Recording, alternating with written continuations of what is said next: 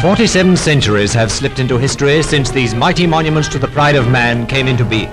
47 centuries through which have marched in their time across this very ground the armies of a whole line of conquerors, Ferrer, Alexander, Napoleon, leaders of aggression, one and all.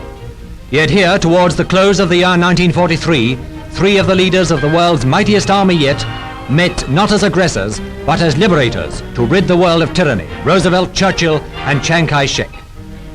It was only right and proper, with such great issues at stake, that the most elaborate precautions should be taken to ensure the security of the three principal figures in this drama, and the host of service and civil chiefs who accompanied them. Mena House Hotel, the scene of the conference, became a veritable fortress.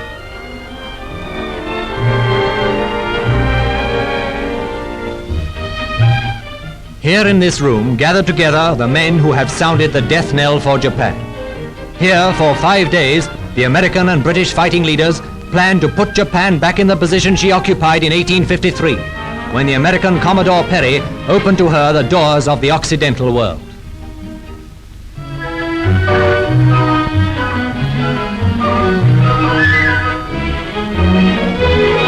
General Marshall and General Arnold, Air Chief Marshal Sir Charles Portal and Sir Alan Brooke, Sir Andrew Cunningham, First Sea Lord, and Sir John Dill, head of the British military mission to the USA.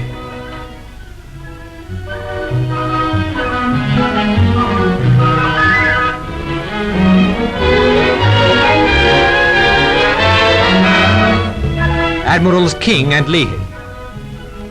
These were among the men who wrote this charter for the Pacific in the Egyptian desert, a charter throwing into high relief the compass and character of this war.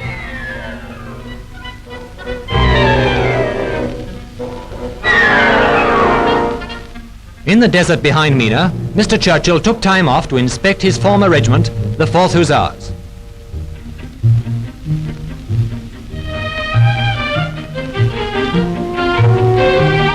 The British Prime Minister was accompanied by his son and daughter.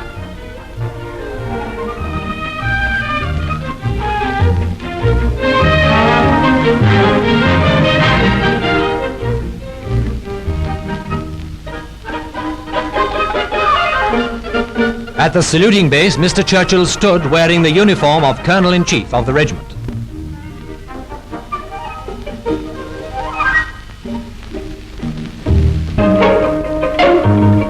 Later, at the British Embassy, Mr. Churchill, together with other distinguished guests, was entertained by Lord and Lady Killare.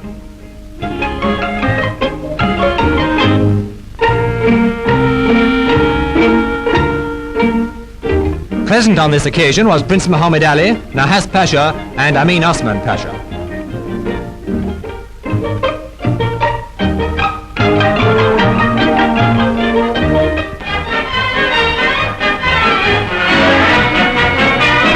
Madame Chiang Kai-shek, once truly described as a woman of destiny, posed for this photograph with Mr. Churchill, Mr. Roosevelt, and the Generalissimo.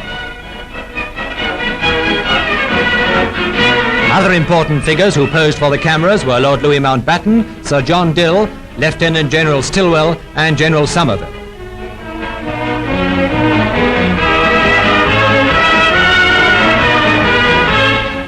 These, then, are the men who formulated the declaration which means in effect the complete defeat of Japan and an absolute determination to ensure that she will never again be in a position to bring the scourge of war upon innocent people.